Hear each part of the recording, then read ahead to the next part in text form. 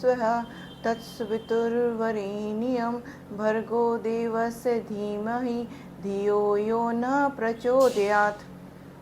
गायत्री मंत्र एक ऐसा मंत्र जो अनादिकाल से गुरु मंत्र के रूप में विख्यात रहा है। ब्रह्मा, विष्णु, महेश और सभी देवी देवताओं से लेकर शंकराचार्य, वल्लभाचार्य, माधवाचार्य, दयानंद सरस्वती, इन सभी ने गायत्री मंत्र की उपासना से आत्मशक्ति प्राप्त की है। गायत्री मंत्र भारत के महानतम ऋषियों की तपस्या का फल है।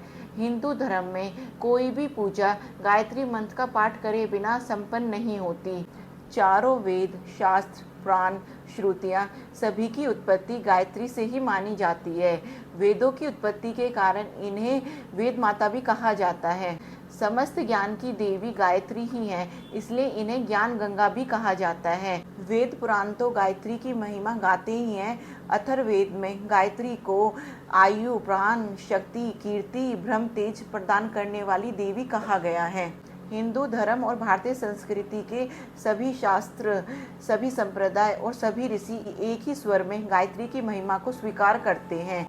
महाभारत के रचयिता वेद व्यास ने गायत्री की महिमा का वर्णन करते हुए कहा है, जैसे फूलों में शहद, दूध में घी सार रूप में होता है, वैसे ही वेदों का सार गायत्री मंत्र है। ब्रह्मदेव ने कहा है, गायत्री 4 वेदों का सार है, इसे जानने से वेद जानने का फल प्राप्त होता है। ब्रह्म ऋषि विश्वामित्र ने कहा है कि चारों वेदों में गायत्री के समान कोई मंत्र नहीं है। ब्रह्म ऋषि विश्वामित्र ने कहा है कि गायत्री मंत्र के समान चारों वेदों में और कोई मंत्र नहीं है। देवर्षि नारद ने कहा है कि गायत्री मंत्र साक्षात शक्ति का अवतार है। स्वयं प्रभु श्री राम ने लक्ष्मण से, भीष्म ने कौरवों और पांडवों से गायत्री मंत्र की महिमा का वर्णन किया है। भगवत गीता में भगवान श्री कृष्ण ने स्वयं कहा है कि छंदों में मैं ही गायत्री हूँ।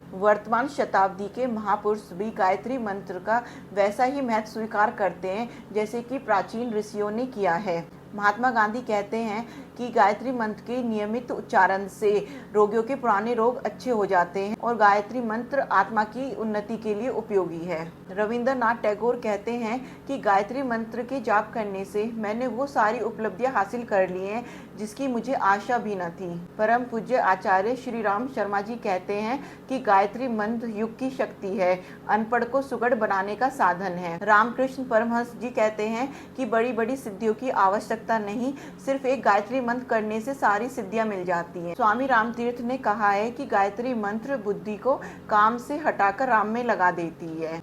अर्थात गायत्री वो मंत्र है जिसकी महिमा सभी ने गाई है। हिंदू धर्म के शास्त्र और पुराणों में गायत्री मंत्र को बल और तेज बढ़ाने वाला बताया गया है और यही बात एम्स ने अपनी रिसर्च में कही है। कहा जाता है कि गायत्री मंत्र के उच्चारण से दिमाग तेज और शांत रहता है। एम्स के साइंटिस्ट ने यह भी साबित किया है कि गायत्री मंत्र जादुई दवा की तरह काम करता है।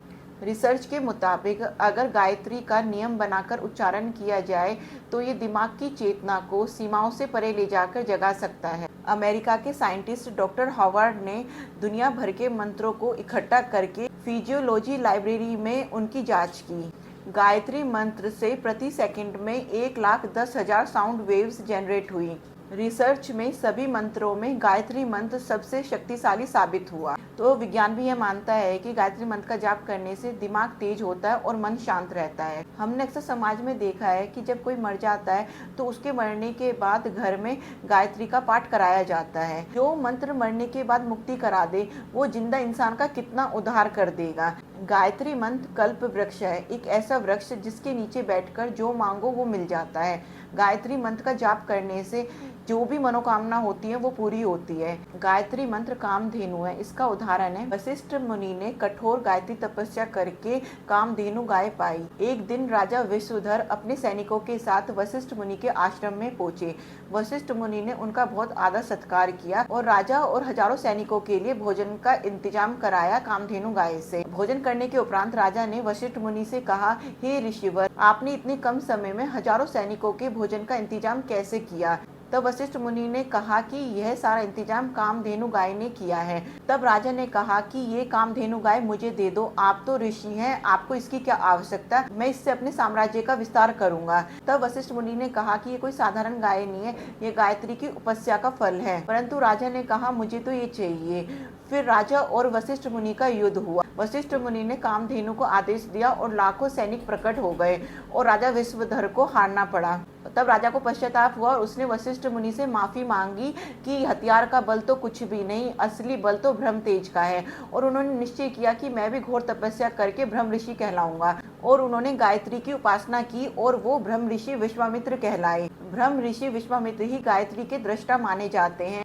सृष्टि में पहली बार विश्वामित्र ने ही गायत्री को प्रत्यक्ष रूप से प्रकट कराया था। तो गायत्री की साधना करने से एक क्षेत्र का राजा ब्रह्म ऋषि विश्वामित्र कहलाया। माधवाचार्य नाम की एक संत थे जो कि बहुत बड़े आयुर्वेदाचार्य थे। उन्होंने अपनी जीवनी में लिखा है कि उन्होंने 12 साल तक गायत्री उपासना की, क्योंकि वो आयुर्वेदा के बहुत बड़े ज्ञाता बनना चाहते थे। इसलिए उन्होंने 12 साल तक बनारस के घाट पर बैठकर गायत्री मंत्र की साधना की, लेकिन उन्हें कोई लाभ नहीं हुआ। तो वो बहुत उदास हो गए। एक दिन जब वो उदास बैठे थे तो वहाँ पर एक संत आए। उन्होंने कहा, बालक तुमसे तो बहुत तेज प्रकट होता है, पर तुम क्यों उदास दिखाई दे रहे हो?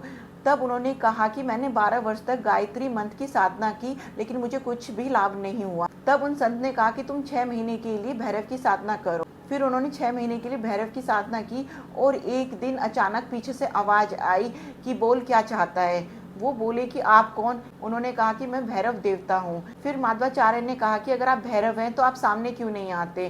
तो भैरव ने कहा कि तुम्हारे अंदर इतना तेज है कि मैं उसका सामना नहीं कर सकता। तो उन्होंने कहा कि मेरे अंदर से किस चीज का तेज है? तब भैरव ने कहा कि तुमने जो गायत्री साधना की है उसके कारण तुम्हारे अंदर इतना तेज है कि जिसका मैं सामना नहीं कर सकता। फिर माधवाचार्य ने कहा कि मुझे तो साधना का कोई फल नहीं मिला, कोई लाभ नहीं हुआ। फिर भैरव ने उन्हें उनके पिछले 12 जन्मों की घटनाएं दिखाई, जिसमें उन्होंने बहुत बुरे कर्म किए थे। वो एक एक करके उनके सामने आई। भैरव ने कहा कि तुमने जितने भी बुरे कर्म किए थे वो अब कट चुके हैं गायत्री साधना करने से। अगर तुम एक बार और भी नाम लोगे तो इससे तुम जो चाहते हो तुम्हें वो मिलेगा। फिर माधवाचार्य ने 1 वर्ष तक और गायत्री साधना की और कहते हैं कि जब वो जंगल में जाते थे तो पौधे अपने आप अपना नाम बताने लग जाते थे, किस रोग में वो लाभदायक है वो ही बताते थे और वो उसे नोट कर लेते थे। और वही उन्होंने अपनी पुस्तक माधव निदान में लिखा है और उसी में उन्होंने अपनी जीवनी लिखी है कि कैसे उन्हें गायत्री साधना से इतना लाभ मिला, उनके साथ इतने चमत्कार हुए। गायत्री साधना करने वाले की हर मनोकामना पूरी होती है, चाहे वो भौतिक हो चाहे आध्यात्मिक हो। धन्यवाद। अगर मेरी वीडियो पसंद आए तो प्लीज़ लाइक एंड सब्सक्राइब कीजिए। हर हर महादेव।